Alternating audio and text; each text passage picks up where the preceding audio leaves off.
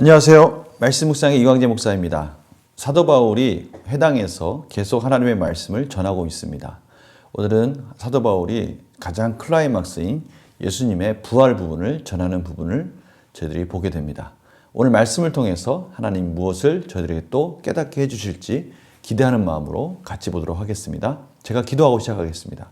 하나님 아버지, 오늘도 하나님의 은혜 가운데 말씀을 봅니다. 말씀의 기준을 다시 세우게 하여 주시옵시고 저희들이 삶 속에서 헛된 것 쫓아가지 않고 오직 말씀만을 붙들게 하여 주시고 그것이 우리 삶의 능력이라는 것을 깨닫게 하여 주시옵소서. 성령님 조명하여 주시옵소서. 감사드리며 예수님의 이름으로 기도드립니다. 아멘. 사도행전 13장 25절에서 35절 말씀을 제가 봉독해 드리도록 하겠습니다.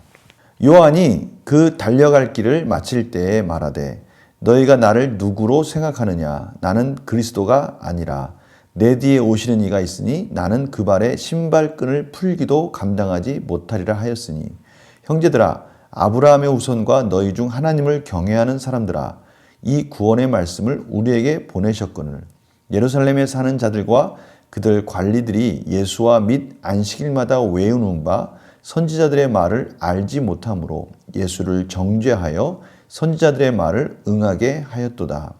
죽일 죄를 하나도 찾지 못하였으나 빌라도에게 죽여달라 하였으니 성경의 글을 가리켜 기록한 말씀을 다 응하게 한 것이라. 후에 나무에서 내려다가 무덤에 두었으나 하나님이 죽은 자 가운데서 그를 살리신지라. 갈릴리로부터 예루살렘에 함께 올라간 사람들에게 여러 날 보이셨으니 그들이 이제 백성 앞에서 그의 증인이라. 우리도 조상들에게 주신 약속을 너희에게 전파하노니 곧 하나님이 예수를 일으키사 우리 자녀들에게 이 약속을 이루게 하셨다 함이라. 시편 둘째 편에 기록한 바와 같이 너는 내 아들이라 오늘 너를 낳았다 하셨고 또 하나님께서 죽은 자 가운데서 그를 일으키사 다시 썩음을 당하지 않게 하실 것을 가르쳐 이르시되 내가 다윗의 거룩하고 미쁜 은사를 너에게 주리라 하셨으며 또 다른 시편에 일렀으되 주의 거룩한 자로 썩음을 당하지 않게 하시리라 하셨느니라. 아멘. 오늘 말씀에서 사도 바울은 왜 예수님이 메시아이신지를 하나하나 조목조목 설명해 주고 있습니다. 첫 번째는 길을 예비한 세례 요한에 대해서 설명을 합니다. 그가 늘 말하기를 나는 그리스도가 아니다. 내 뒤에 오시는 이가 있는데 나는 그의 신발끈을 풀기도 감당하지 못한다라고 그렇게 예수 그리스도를 예비하였다라고 말씀하고 있습니다. 두 번째는요. 예수님께서 십자가에 못 박혀 죽으시는 과정입니다. 오늘 27절 28절에 보니까요. 예루살렘에 사는 자들과 그들 관리들이 예수와 및 안식일마다 외우는 바 선지자들의 말을 알지 못하므로 예수를 정죄하여 선지자들의 말을 응하게 하였도다 라고 말씀하고 계십니다. 그러니까요. 말씀이 응하게 하시기 위해서 죽일 죄를 하나도 찾지 못하였으나 빌라도에게 죽여달라 말함으로써 예수님께서 십자가에서 죽으셨다는 겁니다. 그게 참 아이러니한 겁니다. 구약에 있는 모든 말씀을 알고 있는 그 유대인들, 바리새인과 서기관들이 주님을 시기하고 십자가에 못 박혀달라고 말했다는 거예요. 그런데 그 모든 일들이 하나님의 말씀에 응하는 과정이었다는 겁니다. 하나님의 말씀을 잘 아는 예수 그리스도를 가리키고 있는 구약의 말씀을 잘 알고 있는 그 서기관과 바리새인이 예수 그리스도를 십자가에 못 박았다는 것입니다. 너무 아이러니한 것이죠. 이것은 하나님의 말씀이 응하게 하는 과정임에도 불구하고 정말 설명할 수 없는 오직 하나님의 섭리 가운데 이루어진 것입니다. 그러나 이 놀라운 것은 무엇이냐면 복음이 완성된 지금에서 와 보면 이 모든 것 하나하나에는 정말 하나님의 완벽한 섭리가 있었다는 것을 깨닫게 됩니다. 세 번째는요. 하나님이 바로 그 예수 그리스도를 십자가에서 죽으신 그 예수 그리스도를 다시 부활시키셨다는 겁니다. 그 부활시킴으로 말미암아 완벽한 의로움을 완성하시고요. 예수님께서 우리의 모든 죄를 담당하시고 십자가에 죽으시고 이제는 죄 없으신 예수님을 살리심으로 인해서 이제는 모든 죄를 계속하신 것을 완성하신 참된 메시아가 되도록 인도하셨다는 것이죠. 또 하나가 있습니다. 31절이에요. 갈릴리로부터 예루살렘에 함께 올라온 사람들에게 여러 날 보이셨으니, 복음서에는요, 참 놀랍게도 3분의 2가 이 갈릴리 마을에서 이루어진 사역들이었습니다.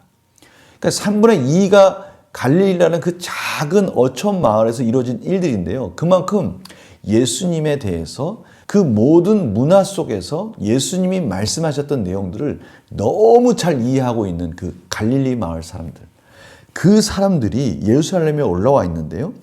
그들 가운데 부활하신 예수님이 여러 날 나타나시면서 그들에게 복음을 전할 수 있는 증인으로 세워주셨다는 것입니다. 바로 이러한 가정들 속에서 이 복음이 지금 너희들 앞에까지 왔다라는 것을 말씀하시는 것이죠.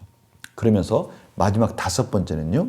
성경에서 많은 부분이 바로 예수 그리스도를 가리키고 있다라고 보충 설명을 해주고 있습니다. 33절에요. 시편 2째 편에 너는 내 아들이라 오늘 너를 낳았다. 바로 시편 2편에 있는 내용을 말씀하고 있는 것이죠. 또 시편 16편에 있는 주의 거룩한 자로 썩음을 당하지 않게 하시리라. 바로 이 부분이죠. 또 34절에 보면요.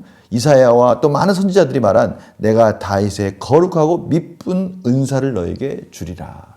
바로 예수 그리스도가 다윗의 혈통 속에서 그 언약을 완성하실 분으로 오셨다라는 것을 복음 가운데 이제 우리에게 확증해 주고 계시다라고 말씀하시는 것입니다. 얼마나 조목조목 구체적으로 잘 설명하고 있는지요. 이 복음을 들은 유대인들의 반응이 궁금하지 않습니까? 계속해서 내일, 모레 계속 어떤 일들이 일어나는지를 기대하는 마음으로 저희들이 말씀을 보았으면 합니다. 그런데 오늘 말씀을 통해서 그렇다면 하나님께서 저희들에게 말씀하시고자 하는 뜻은 무엇일까요? 우리 문제를 풀면서 또 한 단계 한 단계 들어가 보도록 하겠습니다. 내용 관찰입니다. 예루살렘에 사는 자들과 관리들이 예수님을 정죄했던 이유는 무엇입니까? 27절입니다. 오늘 말씀 보니까요. 예루살렘에 사는 자들과 그들 관리들이 예수와 및 안식일마다 외우는 바 선지자들의 말을 알지 못함으로. 하나님의 말씀을 그들은 읽고요. 그 선지자들이 말씀하시는 것이 무엇인지를 계속 외우고 들었었습니다. 그런데 그 말씀이 누구를 가리키는지를 정확하게 알지 못했다는 것입니다. 두 번째는요. 예수님의 죽음과 부활이 이미 예언된 말씀의 성취임을 증거하는 성경 말씀은 무엇입니까? 33절에 시편 2편 하고요. 35절에 시편 16편 10절 말씀이 예수님을 가리키고 있고요. 또 사실은 34절도 이사야와 또 많은 선지자들이 다윗의 언약이 완성될 것을 말씀하고 계시고 있었습니다. 연구와 묵상을 볼까요? 바울은 왜 예수님의 죽음과 부활에 대해 시편 말씀을 인용합니까? 저는요, 바울이 시편 말씀을 통해서 그분이 누구를 가리키고 있고 그분이 바로 예수 그리스도라는 것을 가르쳐 주면서 구체적으로 이게 성경을 풀어줄 때 저는 거기에 있는 유대인들과 하나님을 경외하는 자들의 마음이 후련했으리라 생각을 해요. 마치 우리가 사도행전 8장에 이디오피아 여왕 간다게의 내시를 만났던 빌립을 기억나십니까?